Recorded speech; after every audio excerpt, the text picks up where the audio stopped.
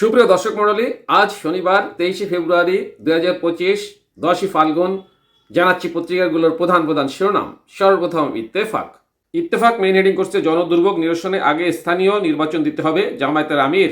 Next প্রথম আলো। প্রথম আলোর মেইন হেডিং ডিসেম্বরে নির্বাচন দিতে চায় সরকার। এরপর যুগান্তর। যুগান্তরের মেইন হেডিং টানা বৃষ্টি নিয়ে নতুন বার্তা দিল আবহাওয়া অফিস। নেক্সট জনকণ্ঠ। জনকণ্ঠের মেইন হেডিং সরকারের সহায়তা দল গঠন করলে মানুষ পিঠের চামড়া রাখবে না। এরপর ইনকলাব। ইনকলাবের মেইন হেডিং চীনের বন্ধুত্বে বহুমাত্রিক সম্ভাবনা। নেক্সট আমাদের সময়। আমাদের সময়ের মেইন হেডিং ঝিনাইদহে 3 জনকে হত্যা ও চরমপন্থী দলের দায় স্বীকার করে ধোঁয়াশা। নেক্সট কালের কণ্ঠ। কালের কণ্ঠের মেইন হেডিং 2 সদস্যের অপরিচিত বাংলাদেশি সংস্থা পায় $29 বিলিয়ন সহায়তা। এরপর সমকাল। সমকালের মেইন হেডিং খাদের কিনারে থাকা অর্থনীতিকে টেনে তুলছে সরকার, অর্থ উপদেষ্টা।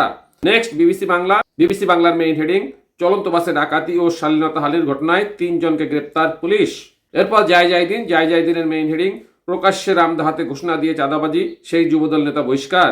নেক্সট মানব জমিন। মানব জমিনের মেইন হেডিং কেউ কারো কথা শুনছে না, ভোট হলে ভালো, সরজমিন 4 জেলা। Next RTV news. আরটিভি নিউজের মেইন হেডিং তারেক রহমানকে প্রধানমন্ত্রী না করতে ষড়যন্ত্র চলছে খোকন। এই ছিল পত্রিকাগুলোর প্রধান প্রধান শিরোনাম। চলুন যে কোনো একটি সংবাদের বিশ্লেষণে। দর্শক মণ্ডলী, আমরা সকলে কম বেশি অবগত। গত 2 দিন পূর্বে ঢাকা থেকে রাজশাহীগামী চলন্ত বাসে ডাকাতি হয়। বাসটি টাঙ্গাইলে অবস্থানকালে এই ঘটনা ঘটে। পরবর্তীতে 2 থানা বলে যে এটা আমার এলাকায় হয়নি। পর্যায়ে টাঙ্গাইল থানায় এবং শালীনতাহানির মামলা হয় এবং 1 থানার ওসিও পর্যন্ত বদলি করা হয়। সেই ঘটনাটা নিয়ে বিবিসি বাংলাও একটা নিউজ করছে। চলন্ত বাসে ডাকাতি ও শ্লীলতাহানির ঘটনায় 3 জন গ্রেপ্তার পুলিশ।